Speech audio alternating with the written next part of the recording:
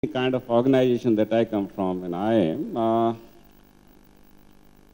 there's a huge sense of complacency that the system suffers from because in many ways you are in a supplier's market, you have a credibility, you have built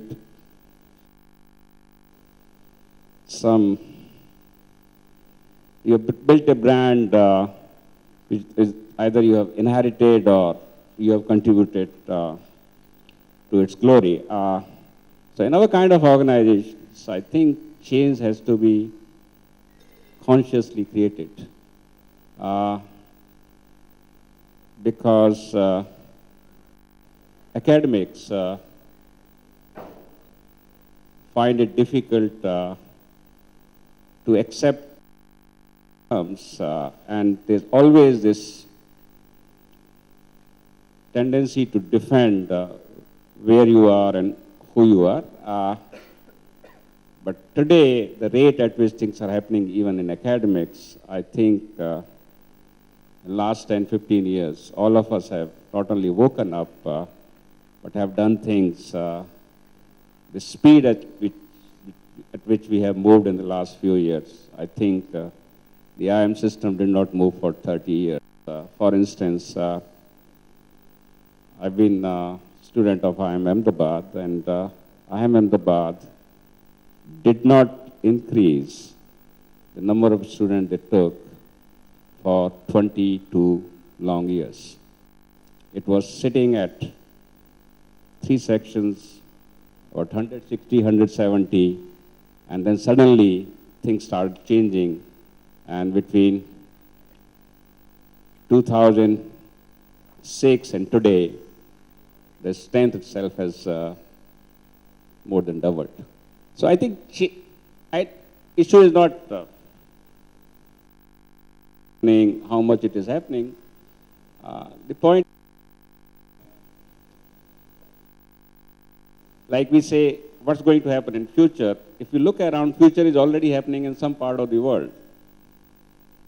So if we can always foresee what changes are likely to come. Of course, some disruptive changes we may not be able to predict, but future is already there, happening somewhere, whether it's technology, whether it's product, whether it's in. And I think we need to grab it and need to reorganize and do things. And what I think is an issue that we'll discuss later. Great, so that's a great point that to predict future, the future is already happening somewhere, and being globally alive could be one way of actually being ahead of the curve. So Dr. Balian, I'll change the question because looks like we already have clearly why change is important, that's established. And so what I'd like to ask you, Dr. Balian, is can you share a successful recent transformation change that your organization has gone through, and what has leaders in organizations done to make it successful?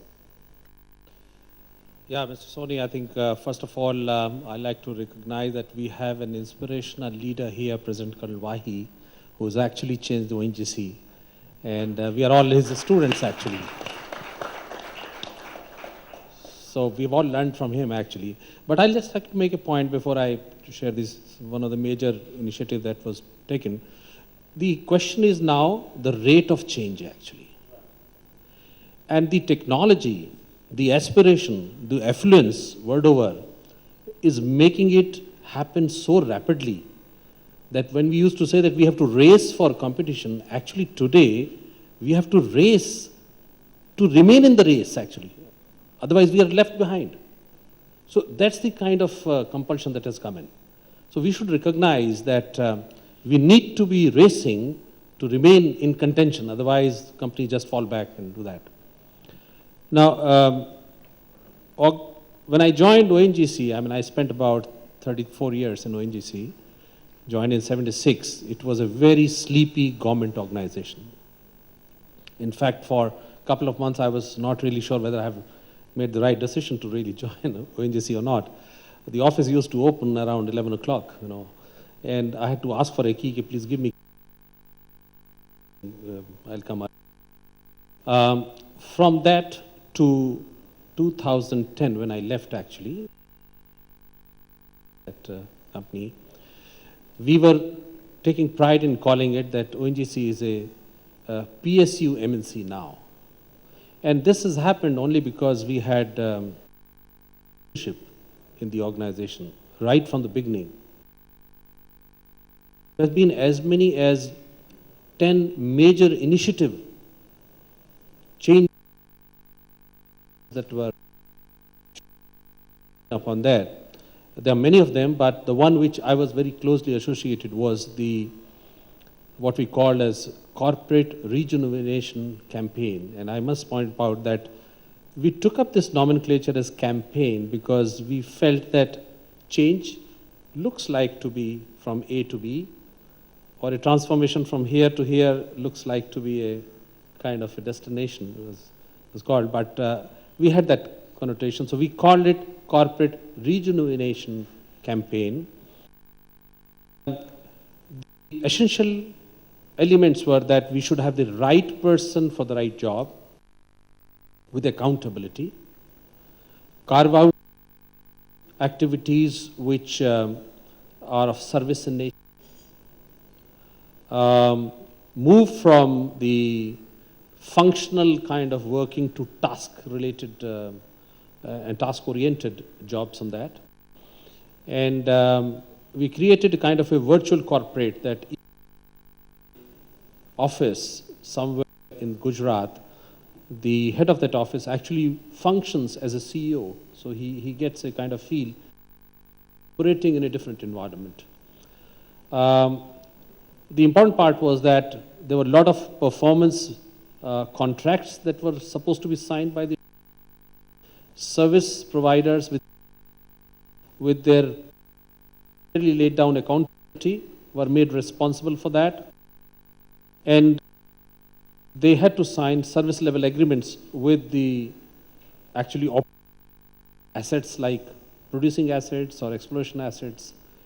So it brought about quite and it was a very difficult change because there were issues of many senior people really favorable because there was a kind of a apprehension of losing the control, not having any active role to play. All those kind of textbook kind of situations we have experienced on that. But I think it was a process which has started with a lot of debate from all level of the executive to the top management. And it took more than a year, even when we had the blueprint ready. We did a pilot project first and got that confidence that now we can roll it out. And then took just one decision that we roll it out. This thing. Today, ONGC is working, and I think efficiency parameters. So in terms of benchmarking now with us, they have moved ahead. So as I hear, one of the key aspects of that change was involvement of people, even in creating that blueprint. And you took that time to do that planning and then very quick execution of that. I think 2-3 things was part of this change, so it was exciting. Number 2, accountability was this right person to drive the right activity or a business. If work to be done, then there's a person from earlier indiscipline could have come. Accountability plus the right person for the right job, and then that acceptance all over the organization. Great, sir. Coming to you, Mr. Siddiqui, and time I think you're going to start with something humorous. So we are waiting for that.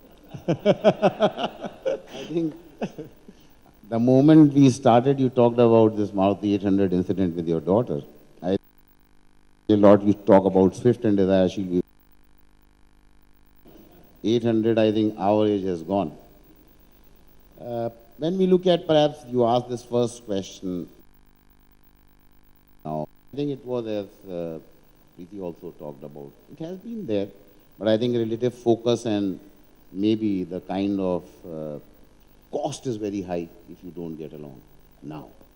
Perhaps cost was not that high earlier 20 years back, but there was change required, obviously.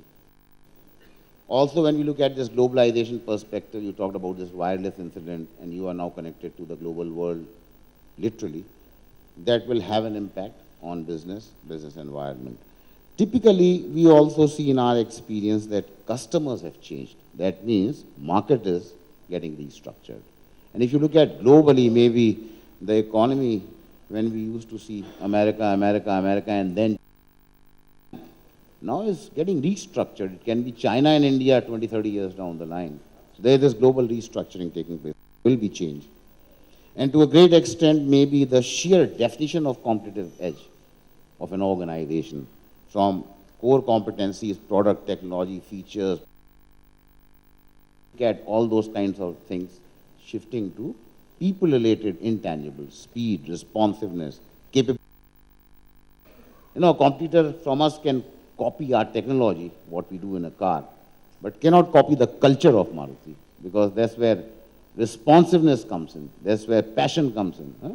So this is also bringing in change. In our case, recent experience, when we see last 8 months, auto industry unfortunately is going down negative growth lane, -8%, -7%, -6% compared to 10%, 15%, 20%. Now, how do we do? We are not selling 5,000 a month, we do 100,000 a month. How do we readjust? So, quick reaction was required last 8 months. So from volume focus, we suddenly shifted to cost of ownership focus. Entire India started big change. And we also looked at new car sales going down, bring in. It worked. We looked at loans and EMI and interest rate, you know, kind of difference between the finance ministry and the RBI was not letting the EMI come down. So we really pushed rural sales. Very quick change in strategy.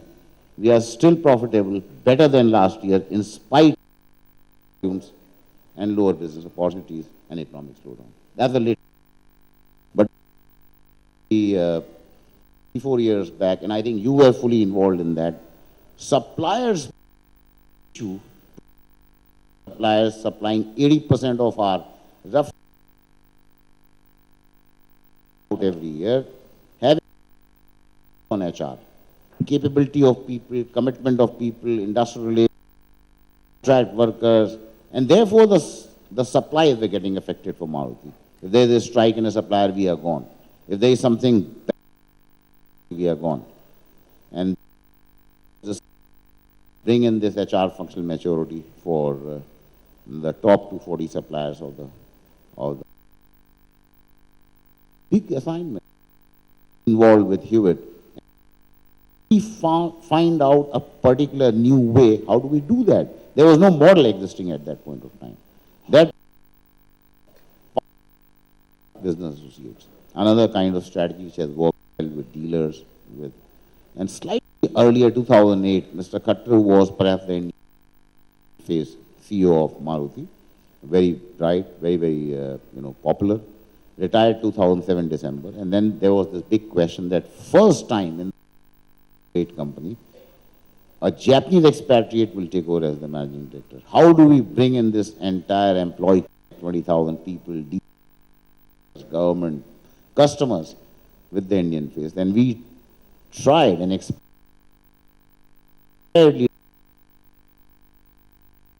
5 Japanese, 5 Indians, 5 of us, pairing and bringing in a new leadership concept. Not heard anywhere. I have also experienced it first time. Out of this shared leadership concept, that 10 of us and the managing director should form a top leadership team for every and separately. 11 of for good or bad of the company. Now there was this big question, practically I am sharing with you, if the paired leadership, 2 guys life. Who's the decision maker? So some such experiments, kind of risk somewhere, and it became one of the most successful last few years. Company has done, compared to that earlier era where people had doubts that this company will not be able to do well after this retirement of Mr. Khattar and many other senior people retiring, so company will go down. Company has learning there for the also. Fascinating. Few things that come to my mind at some stage in this interaction. Would be great to hear how does the change happen, and is there differences between your experience? I have a follow-up question to you, which is a very unique model of leadership where two people are actually doing the same job, one Japanese and one Indian. Now, in face of change, how does that pan out? Does that actually slow the pace down, or how do you manage that? I think to a great extent it will first on whether we at the top management level have a team spirit at the top or not. It's a very critical question. We have worked on this for the last 5 years, and today the best thing which works is that mutual trust and that team spirit. That's the first key principle. If it is not there, this will not work. Practically, it will not work. Second is that two distinct, anything to do with policy level situation in Japan, responsibility is the Japanese guy. Anything to do with the Indian business, people, tax laws, sales, marketing, HR, whatever, is the responsibility of the Indian guy. Required in the top organizational role. And then in any case, they speak in Japanese, we in English, it takes translation, interpretation to double the time.